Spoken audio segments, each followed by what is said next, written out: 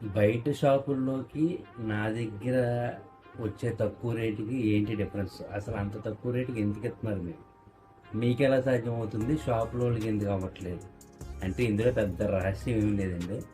ఇప్పుడు షాపులు అనుకోండి, షాప్ రెంట్ తీయాలి, కరెంటు బిల్లు తీయాలి, స్టాఫ్ ఉంటారు వాళ్ళందరూ మెయింటెనెన్స్ తీయాలి, జిఎస్టీలు అది ఇదని రకరకాల మెయింటెనెన్స్ ఉంటాయి. అవన్నీ కలిపి ఈ నైటీలో ఇయ్యాలి. ఒక నైటీ అమ్మాలంటే ఇవన్నీ కలుపుకొని ప్రతి దాంట్లో రూపాయి లాభం వేసుకుంటే ఒక 10 రూపాయలు 15 రూపాయల లాభానికి అమ్ముకుంటారు. అలా వేయడం వాళ్ళ తప్పు కూడా కాదు. మరి అంత మెయింటెనెన్స్ తీయాలంటే కనీసం ఒక్కొక్క దానికి ₹1 ఇవ్వకపోతే వాళ్ళ వ్యాపారం చేయలేరు. వాళ్ళని నేను తప్పడానికి లేదు. ఇదంతా నేను ఎందుకు ఆ ₹10 తగ్గించి ఇవ్వగలుగుతున్నాను అంటే నాకేం స్టాఫ్ ఉండరు. ఎందుకంటే నేను ఎవరికి ఇప్పుడు మీరు ఆల్రెడీ వీడియో చూసుంటారు. కుట్టి వాళ్ళందరినీ నేను ఎత్తుకుంటాను. ఇంట్లో ఖాళీగా ఉండే వాళ్ళందరినీ పని చేసుకునేలాగా వాళ్ళకి అవకాశం ఇస్తానమాట.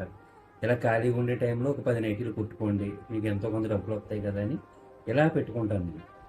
నేను సొంతంగా వర్క్ చేసుకోవడానికి ఎంత వర్క్ అయినా నేను ఒక్కడనే చేసుకుంటాను తప్ప నాకంటూ వర్కర్లు ఎవరు ఉండరు. ఇంట్లో నేను ఒక్కడనే చేసుకుంటాను. అండ్ ఇంకొకటి, ఇది నాకు ఈ షాపు రెంట్ లేకపోవడం, నాకు ఇలా మళ్ళీ నాకు పని చేసేవాళ్ళు నాకు అసిస్టెంట్లు లేకపోవడం, కరెంటు బిల్లులు, మెయింటెనెన్స్ ఇవి నాకు ఏమి ఉండవు. నేను ఉండేది మా ఇంట్లో. మా ఇంటి మెయింటెనెన్స్ నాకు ఎలాగో తప్పదు. మా ఇంట్లో ఉంటూనే నేను ఇవన్నీ చేసుకుంటున్నాను కాబట్టి ఆ డబ్బులు ఆ ₹10 తగ్గించడానికి ఇందులో అవకాశం ఉంటుంది కాబట్టి బయట వాళ్ళకన్నా ఒక ₹10 తగ్గించి ఇవ్వగలుగుతున్నాను. ఇంతకు మించి ఇందులో పెద్ద రహస్యం ఏమీ లేదు.